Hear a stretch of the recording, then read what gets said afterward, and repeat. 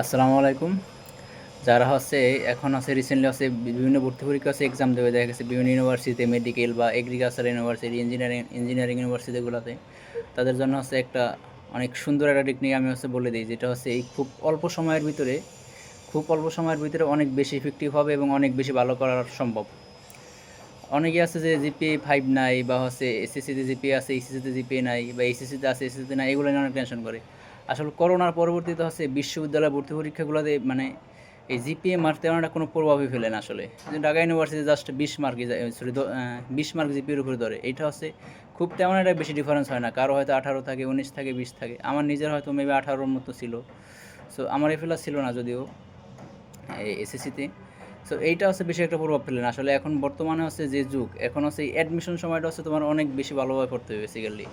Admission সময় basically হচ্ছে যে বিভিন্ন ইউনিভার্সিটি কোশ্চেন ব্যাঙ্কগুলো আছে, কোশ্চেন ব্যাঙ্কগুলো সব খুব সুন্দরভাবে সমাধান করতেই হবে অবশ্যই। কোশ্চেন ব্যাংক সমাধানের কোনো বিকল্প নাই, বিশেষ করে ঢাকা ইউনিভার্সিটি, জাহাঙ্গীরনগর, রাজশাহী, চট্টগ্রাম, জগন্নাথ, প্লাস জিএসটির যে প্রিভিয়াস ইয়ার যে কোশ্চেনগুলো আছে, এগুলো খুব ভালোভাবে বেসিক্যালি 10 থেকে 15 বছর বা 15 থেকে 20 বছর থেকে শুরু করে মানে 2000 থেকে 2025 বা 2024 পর্যন্ত এগুলো সব সমাধান করতে হবে। আর এর ফাঁকে ফাঁকে আছে যে মেইন বইগুলো আছে, বেসিক্যালি বায়োলজি, কেমিস্ট্রি, এই দুইটা আর কি খুব সুন্দরভাবে, আর অর্গানিক কেমিস্ট্রি এটা হচ্ছে খুব সুন্দরভাবে শেষ করে রাখতে হবে। কারণ অর্গানিক কেমিস্ট্রি জাস্ট একটা চ্যাপ্টার থেকে আছে অ্যাডমিশনে প্রায় 4 থেকে 5টা কোশ্চেন আসে, সেটা মেডিকেল হোক, সেটা ইউনিভার্সিটি হোক, বা হচ্ছে ইঞ্জিনিয়ারিং ইউনিভার্সিটি হোক, সব জায়গায়। সো মেইন কাজ, আর ফিজিক্স যেগুলো আছে, ফিজিক্সটা হচ্ছে মেডিকেলের জন্য একটু ভালোভাবে পড়তে হবে মেইন বইটা। আর জাস্ট ইউনিভার্সিটি বা ইঞ্জিনিয়ারিং ইউনিভার্সিটিতে অ্যাডমিশনের সময় ফিজিক্সটা হচ্ছে আসলে মেইন বই পড়া দরকার নেই, জাস্ট সূত্রগুলো পড়ে ওখান থেকে হচ্ছে জাস্ট প্রিভিয়াস ইয়ারের কোশ্চেনগুলো কোশ্চেন ব্যাংক থেকে খুব ভালোভাবে সমাধান করতে হবে। তবে যারা মেডিকেল অ্যাডমিশন দেবে তাদের হচ্ছে জিপিএ মার্ক অনেক বেশি একটা গুরুত্বপূর্ণ ফ্যাক্টর কাজ করে। যেমন আমার হচ্ছে জিপিএ 5 ছিল না এসএসসিতে, যার কারণে আমি হচ্ছে মেডিকেল পরীক্ষা দেবে 68 পাইয়াও আমি মেডিকেল ভর্তি হতে পারি নাই। কিন্তু আমার সময় যারা হচ্ছে 65-66 পাইছিল, তারা কিন্তু ভর্তি হয়ে গেছে ইজিলি, কারণ দুইটা এ প্লাস ছিল। সো যাদের হচ্ছে দুইটা এ প্লাস নাই, বা দেখা গেছে 4.50 আছে একটা আর একটাই প্লাস, তাদের হচ্ছে মেডিকেলে একটু টাফ হয়ে যায় আসলে।